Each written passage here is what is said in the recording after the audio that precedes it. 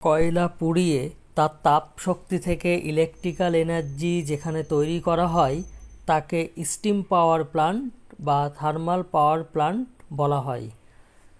সিস্টেমের এফিসিয়েন্সি বাড়াতে ও সঠিকভাবে ইলেকট্রিক্যাল এনার্জি তৈরি করতে অনেকগুলি অ্যারেঞ্জমেন্টের মাধ্যমে এটা সম্পন্ন করা হয়।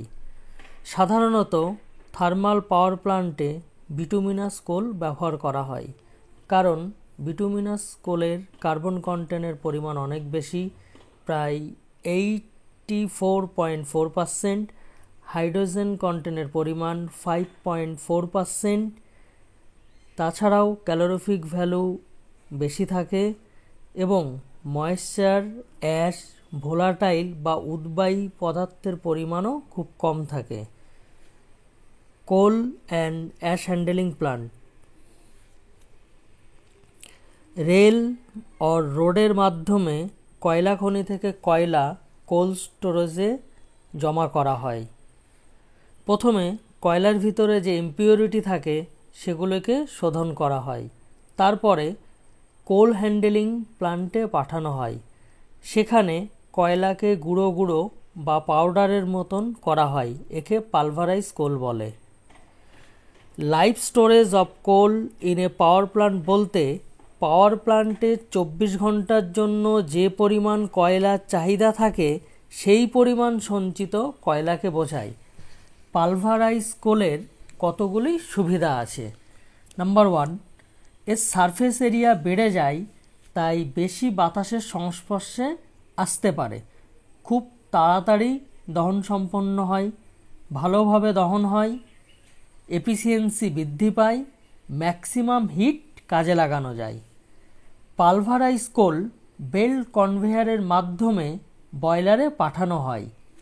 কয়লার সম্পূর্ণ দহনের ফলে উৎপন্ন ছাই অ্যাশ হ্যান্ডেলিং প্ল্যান্টে পাঠানো হয় এবং শেষে অ্যাশ স্টোরেজে রাখা হয়। কয়লা ভালোভাবে পোড়ানোর জন্য বয়লার ফার্নেস থেকে অ্যাশ সরিয়ে ফেলা হয়।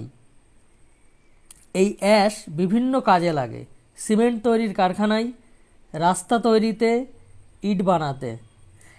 একটা 100 মেগাওয়াট পাওয়ার প্ল্যান্টে 50% লোড ফ্যাক্টরে পাওয়ার প্ল্যান্টে মাসে 20,000 টন কয়লা লাগে এবং তার 10 থেকে 15% ছাই তৈরি হয়, অর্থাৎ 2 থেকে 3,000 টন ছাই তৈরি হয়। থার্মাল পাওয়ার প্ল্যান্টের 50 থেকে 60% খরচ হয় কোল কিনতে ও তার প্রসেসিং করতে, এবং প্ল্যান্টের প্রায় অর্ধেক জায়গা জুড়ে কোল হ্যান্ডেলিং প্ল্যান্ট এবং অ্যাশ হ্যান্ডেলিং প্ল্যান্টের জন্য লাগে।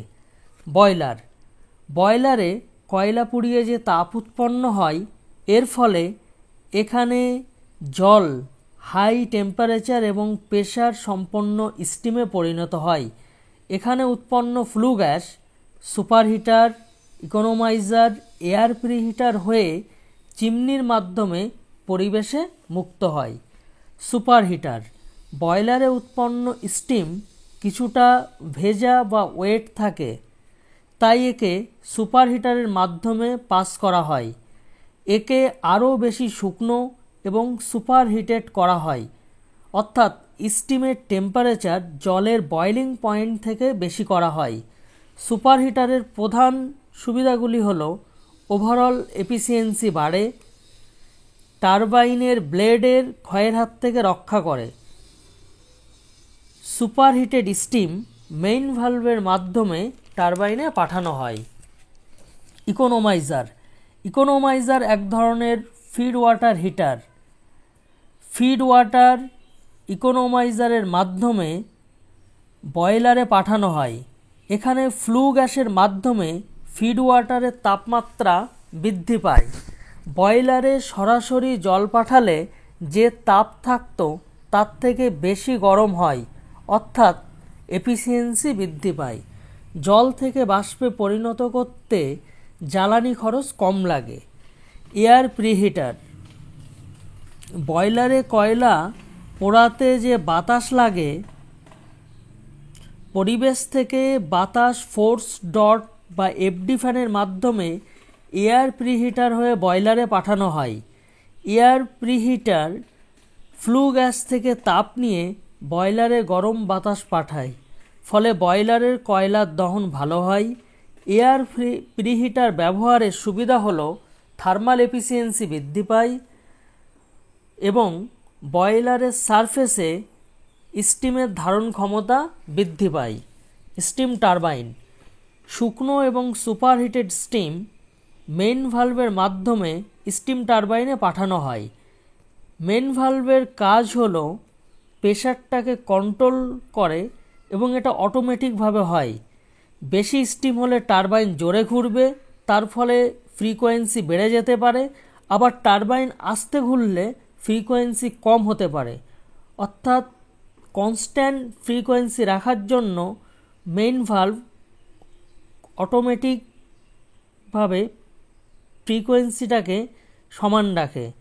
যখন স্টিমের হিট এনার্জি টারবাইনের ব্লেডের উপরে পড়ে তা মেকানিক্যাল এনার্জিতে পরিণত হয়। এখানে হাই প্রেশার এবং লো প্রেশার টারবাইন থাকে।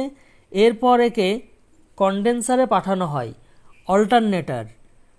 অল্টারনেটর এক ধরনের এসি জেনারেটর। স্টিম টারবাইন এবং অল্টারনেটর একসঙ্গে কাপলিং করা থাকে। এর ফলে টারবাইন ঘুরলে অল্টারনেটরও ঘুরতে থাকে। অল্টারনেটর টারবাইনের মেকানিক্যাল এনার্জিকে ইলেকট্রিক্যাল এনার্জিতে পরিণত করে। অল্টারনেটরের electrical energy transformer, isolator, circuit ব্রেকারের মাধ্যমে ট্রান্সমিশন লাইনে পাঠানো হয়। ফিড ওয়াটার ঘনীভূত জলকে ফিড ওয়াটার পাম্প ও ফিড ওয়াটার হিটার এবং ইকোনোমাইজারের মাধ্যমে বয়লারে পাঠানো হয়। এই পদ্ধতিগুলি চলার সময় যে পরিমাণ জল নষ্ট হয় তা বাইরের সোর্স অর্থাৎ রিভার, লেক, ক্যানেল ইত্যাদি থেকে সেই জলের চাহিদা পূরণ করা হয়।